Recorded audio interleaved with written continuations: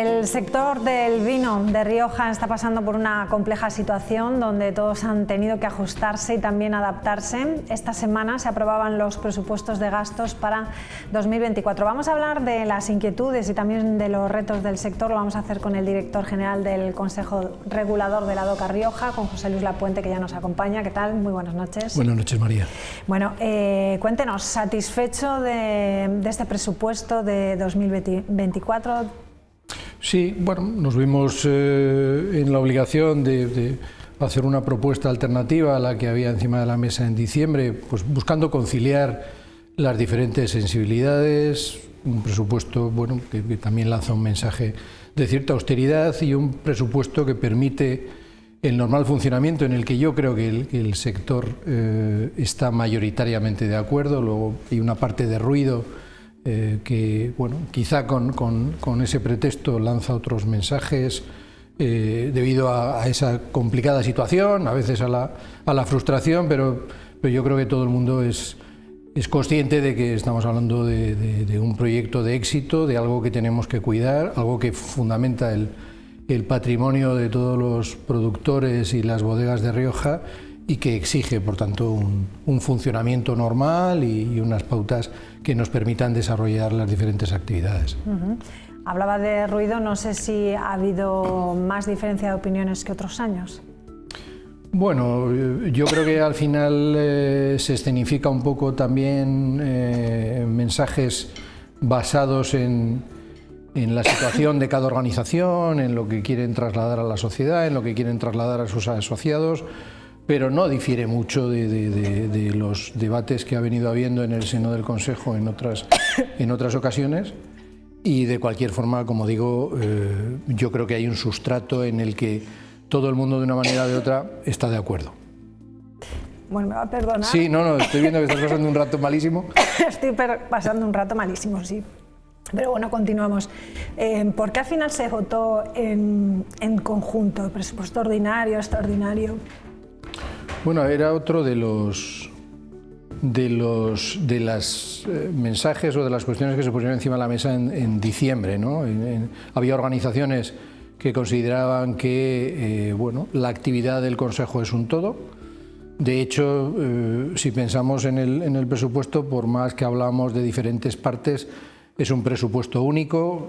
Para hacernos una idea y aterrizarlo un poco más al terreno, supone que para sufragar todo ese presupuesto operativo del Consejo, que lleva toda la labor de certificación, la defensa de la denominación y las actividades promocionales, cada kilo de uva viene a contribuir con algo más de un céntimo, de 1,4, y cada botella de vino con 2,5 céntimos. Esa es la carga individualizada que en el escandallo debe soportar cada unidad de producto, ¿no?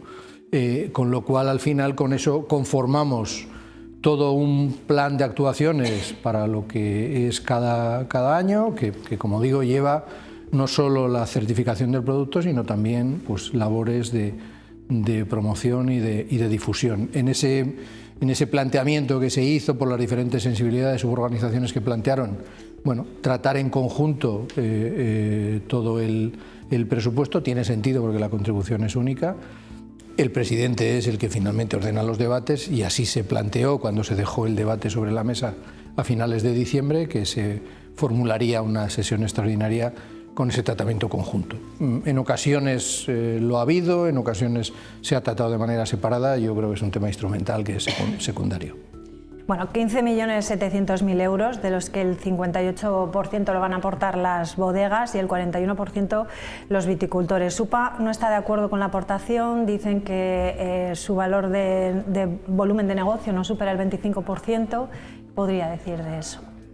Piden a las bodegas que aporten el 75%. Sí, bueno, yo tampoco quiero desautorizar la opinión de ninguna organización, cada uno debe mostrar su sensibilidad. Esto sí se ha discutido en el seno del Consejo, se ha planteado como alternativa por qué hablar de facturación, que además sería una facturación estimada, y por qué no hablar de rentabilidad. Lo que se decidió desde el año 2004 en el seno del Consejo es bueno, que esos esfuerzos promocionales que se hacían y que contribuían en beneficio de tanto productores como comercializadores, pues debían sufragarse al 50%, porque todo el mundo decidía y tenía el mismo peso en las decisiones, y eso supone pues una parte de contribución con esas pautas, que son sencillas de entender, de la misma forma que el presupuesto operativo de cuando el Consejo arranca y fundamentalmente se dedicaba únicamente a la certificación.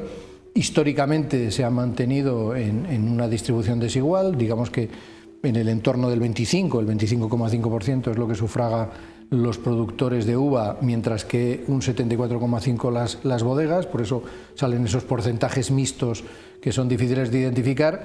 Bueno, son pautas razonables. El cambiar esas reglas, como digo, podría ser más razonable no hablar de una facturación estimada, ni tan siquiera una facturación real, sino de una rentabilidad, pero no somos el personal o los profesionales del Consejo los que decidimos. Al final hay un presupuesto de gastos y las pautas de distribución también se votan, también se deciden y también las considera el sector, con lo cual pues está sujeto a cambios y hay un respaldo y una mayoría suficiente que así lo estima. Bueno, ¿qué balance hace de las ventas de este 2023? Bueno, si miramos el color de los números, desgraciadamente no van a ser números negros, van a ser números rojos. No esperábamos esto. Cuando digo no esperábamos, o el sector no esperaba esto. De hecho, yo creo que estamos en un nivel de información interna y de análisis muy exhaustivo, sobre todo que arranca en la COVID y nos lleva a hacer un seguimiento interno de muchas magnitudes. Una de ellas fue pues, realizar una estimación de lo que va a ser este ejercicio, pulsando las perspectivas de las propias bodegas, con lo cual evidentemente las mejores que podían conocer cuál era la situación, y de aquel ejercicio nos daba una estimación de un comportamiento positivo a mitad de año.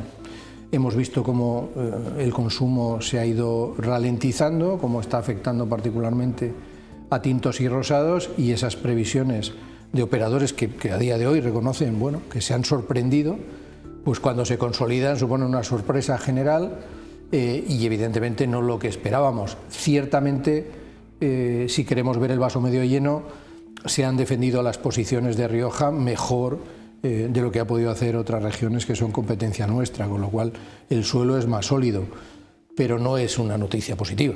Evidentemente el no haber quemado las naves o el ser el tuerto en el país de los ciegos no debe llevar a consolarnos, sino que realmente hace falta un tono positivo de la comercialización, y ahí van encaminadas las medidas que hasta donde el Consejo pueda actuar se han adoptado y que ojalá vengan acompañadas de proactividad del resto de actores, de un alineamiento de intereses, porque el Consejo no es un ente omnipotente. Como organización pues podemos hacer los profesionales lo que podemos hacer, pero es un actor más, no es un actor determinante. Reino Unido fue uno de los países donde bajaron mucho las ventas. No sé hacia dónde se han ido las ventas, si la han ganado otros países o no. No. Se está produciendo también un fenómeno de importación de graneles. En estos países que son consumidores se producen cambios en las pautas de consumo buscando en ese sentido el ahorro de costes, y ahí pues juegan otros actores, pero en realidad el tono del mercado es negativo para todo el mundo. Es decir, lo estamos viendo, cosa que es muy extraordinaria, en documentación oficial de la Unión Europea, en reportes de actividad incluso de países emergentes, fuera del ámbito comunitario. En la interpretación que están haciendo del comportamiento del mercado es la misma. De hecho, hace relativamente poco la Unión Europea publicaba unas estimaciones a 2035 con un descenso sistemático de más de un punto en el consumo a nivel mundial, es decir, un goteo que no prevé que se pare, sino que continúe a lo largo de los próximos años, con lo cual asistimos a un estrechamiento o a un empequeñecimiento de la tarta, pero tiene una dimensión general. Allí donde Rioja tiene una participación o una cuota mayor, pues evidentemente el líder sufre más. Con todo, y vuelvo otra vez a las fortalezas, yo creo que hay que subrayar haber defendido una posición en el mercado español, donde pues prácticamente tenemos el 60% de las ventas de Rioja, de una manera mucho mejor que otras regiones, lo cual no deja de tener mérito viniendo, como digo, del liderazgo. Pero esto no es un paño caliente para endulzar una situación que es compleja, que es complicada, como decías al principio, y donde seguimos teniendo que poner todo el esfuerzo, todos, y digo todos en el sentido más amplio de la palabra, porque esta guerra continúa. Por lo tanto, ¿qué es lo que interesa? Ya han dicho ustedes que los objetivos van a seguir siendo la calidad, la promoción, pero ¿qué interesa en promoción en estos momentos entonces?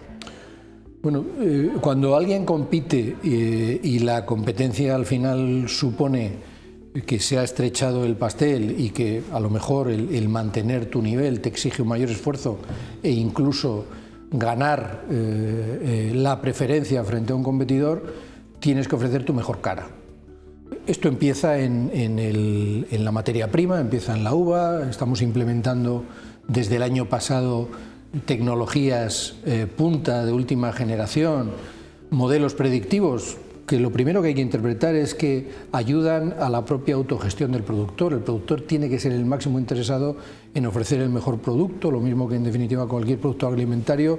Quieres que tu producto brille, sea atractivo, para que al final sea el que el comprador fije su atención y lo adquiera, ¿no? Y para esto una herramienta predictiva de rendimientos directamente asociados con la calidad es una herramienta tremendamente interesante y ambiciosa, tremendamente ambiciosa cuando se habla de toda la denominación. No hay un proyecto ahora mismo que conozcamos que tenga esa dimensión y en el cual evidentemente hemos depositado esperanzas buscando esa mejora en la primera parte, en el primer eslabón. También hemos insistido, y de nuevo hablando de puertas adentro del Consejo Regulador, de cómo hemos recualificado al panel de cata, de cómo en definitiva tenemos un procedimiento de análisis sensorial que busca que también los vinos que ofrezcamos sean los mejores, en definitiva que no hagan dudar en un momento determinado ni al consumidor final ni en el ecosistema de Rioja a la bodega que compra esos vinos, con lo cual eso es un principio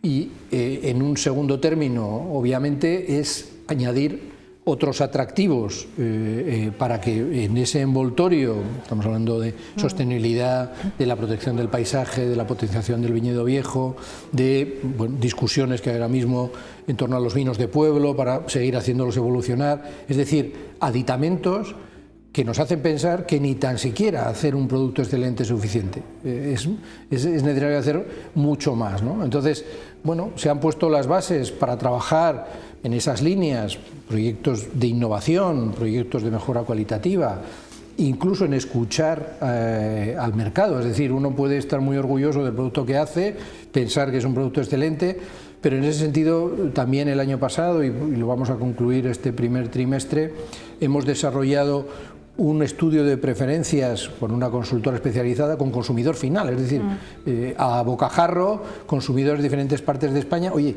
¿qué piensas de estos productos a cata ciega, comparándolo con la competencia, para dar claves que a lo mejor, bueno, se están escapando en el ámbito del sector? Yo creo que es una batería de medidas que luego culmina contándolas. Es evidente que si al final haces mucho trabajo de gabinete, pero no lo difundes, ahí está el esfuerzo promocional y el esfuerzo de comunicación.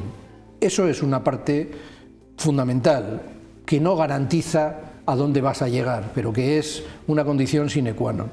La siguiente parte de la ecuación es que todo el mundo sea consciente de lo que tiene entre manos, que es una marca. Bueno, el otro día, de una forma un tanto simplista, aunque muy gráfica, decía un vocal en el Consejo Regulador en la última sesión que Rioja no es una marca, es un marcón, es una marca realmente de proyección, envidiada y con una notoriedad que a muchos les gustaría tener en sus manos.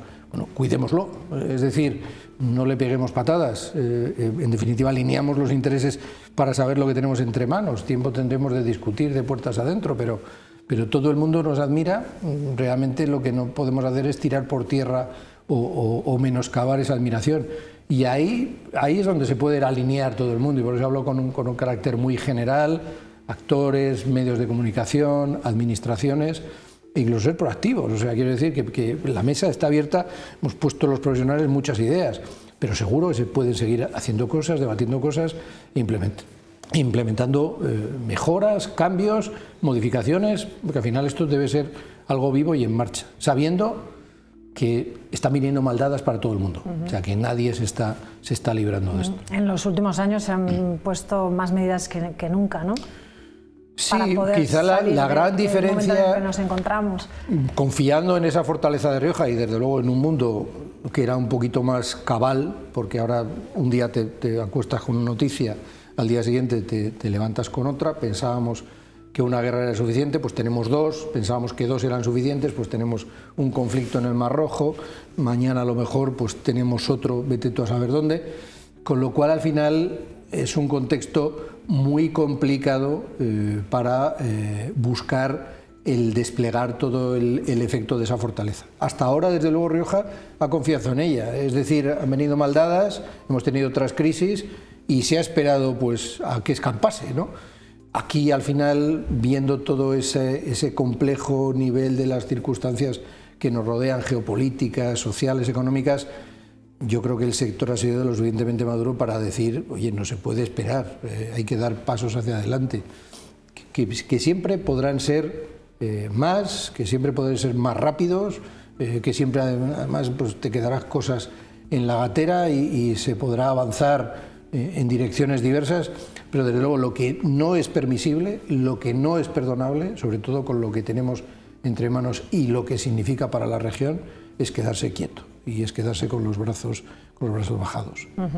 Bueno, pues entonces muchos retos para este 2024 y también incertidumbres por lo que decía, ¿no? Por el contexto en el que estamos viviendo. Brevemente, ¿qué plan hay en este 2024 en cuanto a la destilación y la poda en verde?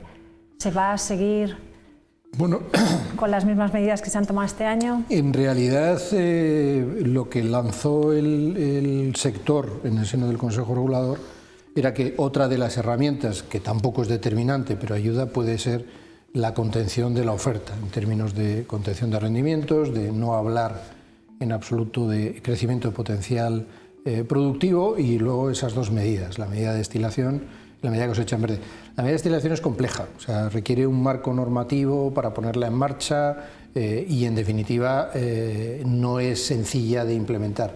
La cosecha en verde sí lo es.